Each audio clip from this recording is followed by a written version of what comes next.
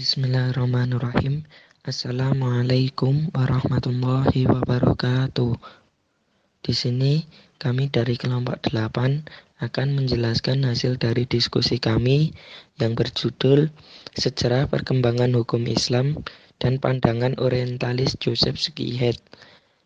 Di sini kami beranggotakan 1. Hanifah Sulistiawati, 2. Siti Nurjanah, 3. Muhammad Jailani Yudi Pratama. Pengertian Orientalisme. Orientalisme secara etimologi, orientalisme berasal dari bahasa Prancis yang berarti Orient atau Timur.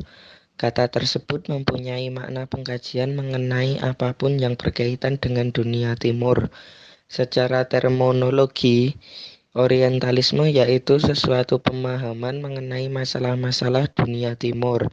Pengertian orientalisme yang lebih khusus yaitu orang barat yang melakukan pengkajian terhadap Islam yang dianggap timur atau bagian dunia timur. Pengkajian di sini meliputi bahasa kesusastraan, kepercayaan, perundang-undang, sejarah, serta peradaban. Target pertama mengenai keagamaan.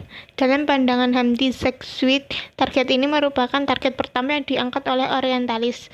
Sebab tulisan atau pernyataan karya orientalis ini mengandung unsur yang menyebabkan kelemahan pada kekuatan Islam, yang dilakukan dengan menyebarkan keraguan pada ajaran Islam, bahwa mereka mengatakan bahayanya gerakan Islam, dan juga melakukan berbagai cara untuk mengkritis. Target kedua yaitu penjajahan. Bahrun berpandangan bahwa hal munculnya orientalisme disebabkan adanya dendam yang masih terpendam sejak lama ketika perang salib terjadi. Dalam hal ini, semangat perang yang sebenarnya adalah perang dalam agama selalu ditonjolkan dalam gerakan-gerakan orientalisme. Adapun target ketiga yaitu politik. Target ini mengenai apapun yang dilakukan orientalis, tidak pernah satupun terlepas dari kegiatan intelijen di negara-negara Islam. Dan hasil dari intelijen tersebut kemudian dikirim ke negara-negara penjajahan. Maka bisa dikatakan orientalis banyak yang memiliki latar belakang seorang politikus. Biografi orientalis Joseph Skyhead. Joseph Skyhead dilahirkan di Ratibor, Silesia. Wilayah ini dulunya merupakan wilayah Jerman dan sekarang sudah berganti menjadi bagian wilayah Polandia atau Rochefort. Ia lahir pada tanggal 15 Maret 1902. Joseph Skyhead memulai pendidikan pertamanya di kota kelahiran, melanjutkan pendidikan hingga tingkat tinggi. Joseph Skyhead berhasil mempelajari dan menguasai bahasa Yahudi. Ia menerima pendidikan mengenai gymnasium klasikal pada tahun 1911 hingga 1920. Kemudian ia melanjutkan pendidikannya ke Universitas Breslau atau Wrocław dan Leipzig, dan dari situ ia pertama kali mengkaji Semitik, filologi klasik, serta teologi. Pada tahun 1925, Joseph Skyhead mengenyam pendidikan di Universitas Freiburg-Breisgau. Ia memanfaatkan kesempatan untuk berteman dengan kawan-kawannya yang berasal dari Fakultas Hukum. Maka dengan begitu ia mendapat pembelajaran dari temannya terkait dengan dasar pengetahuan teknis yang cukup. Skyhead pada tahun 1939 berpindah ke Inggris. Di sana ia bekerja menjadi ahli dan peneliti mengenai masalah ketimuran yang dilakukan di Departemen Penerangan Inggris. Skyhead pertama kali dipilih menjadi dosen di Universitas Oxford tahun 1946. Kemudian ia meneliti kajian-kajian keislaman terutama mengenai hukum Islam. Selama tinggal di Oxford, ia dapat menyelesaikan karya yang berjudul The Origins. Pada tahun 1954, Skyhead berpindah ke Belanda. Di sini ia melakukan pengkajian secara dalam mengenai keislaman dibimbing langsung oleh Tsiknaug Ergrage. Skyhead meninggal pada 1 Agustus 1945 di rumah duka di New Jersey. Pembahasan yang selanjutnya mengenai pandangan seorang orientalis Joseph Schacht terhadap pembentukan hukum Islam. Pada mulanya, umat Muslim tradisional berkeyakinan bahwa syariat Islam merupakan sistem yang ditakdirkan Allah, dan mereka menganggap bahwa hal ini tidak ada kaitannya sama sekali dengan perkembangan sejarah. Keyakinan Muslim tradisional tersebut mendapat tantangan yang serius yang berasal dari imperialisme. Dari sinilah salah satu orientalis yaitu Joseph Schacht memunculkan pernyataan yang bertujuan untuk meruntuhkan pemahaman Muslim tradisional mengenai hukum Islam.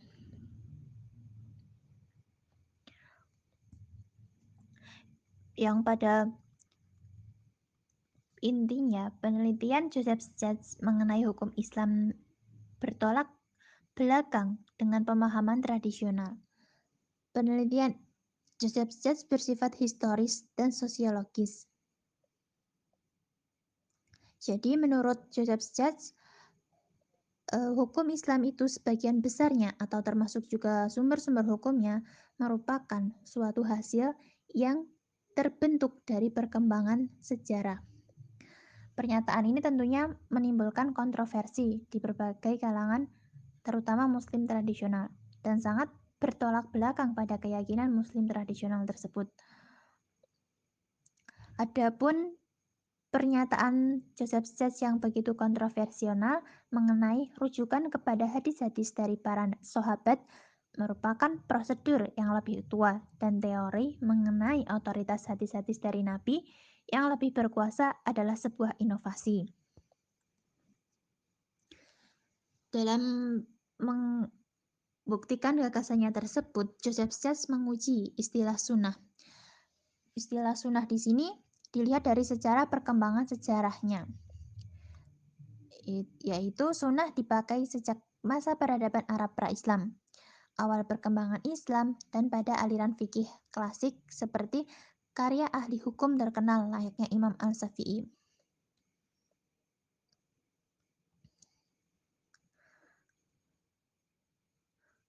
Kemudian ada pula pandangan Joseph Schacht mengenai bahwa Imam Al-Syafi'i menurut Joseph Schacht adalah orang yang berperan penting atas perkembangan teori mengenai 4 pokok sumber hukum Islam, yaitu Al-Quran, hadis Nabi, ijma, dan qiyas. Selain itu, Joseph Schacht juga berpandangan bahwa hukum Islam disusun pertama kali oleh Imam Al-Syafi'i. Pembentukan hukum Islam ini dianggap mengalami perkembangan pesat pada periode Imam Al-Syafi'i.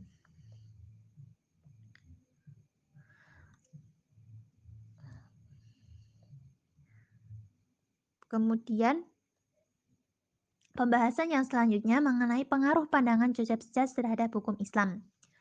Dari berbagai pandangan Joseph Schacht mengenai pembentukan hukum Islam, banyak memunculkan tanggapan-tanggapan. Di antaranya dari ahli sejarah hukum Inggris Noel James Coulson. Meskipun ia mengakui garis besar dari validitas gagasan Schacht ini, tetapi ia menganggap sulit dalam memahami keputusan yang ditimbulkan Schacht antara Al-Quran dan pembentukan hukum Islam. Dari berbagai pandangan Joseph Schacht mengenai hukum Islam, banyak yang mengkritik tajam, dan ada juga beberapa sarjana Islam yang merespon dan menerimanya dijadikan sebagai dasar dari penelitian mereka. Pengaruh pandangan Joseph Schacht ini begitu penting untuk dipahami secara mendalam, sebab untuk bisa memahami otoritas keagamaan pada umat Muslim bagian awal, dan jauh lebih penting lagi digunakan sebagai pemahaman diri kita mengenai hubungan yang ada di antara persoalan otoritas keagamaan dan persoalan kesohihan hadis.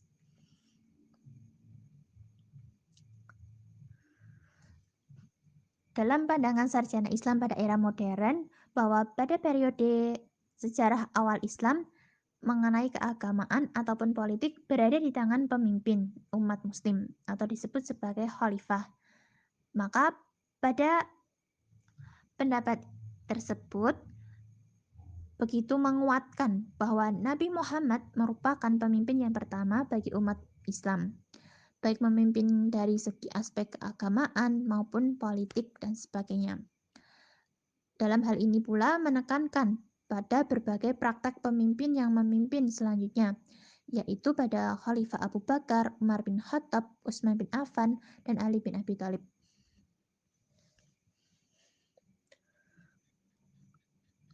Kemudian dengan adanya pandangan Joseph Stats yang tidak mengakui hadis sebagai salah satu sumber hukum Islam, ini tidak bisa dibiarkan begitu saja karena nantinya akan menimbulkan rasa ragu pada posisi hukum Islam atau meragukan posisi hukum Islam tersebut.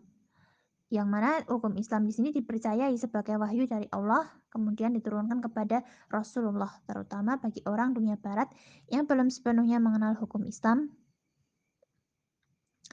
Maka dapat disimpulkan bahwa pandangan Joseph Stats mengenai hadis sangat sulit diterima, sebab dalam hal ini tidak ada yang menguatkan atau membenarkannya. Pandangan Joseph Stats tidak bisa diterima secara menyeluruh.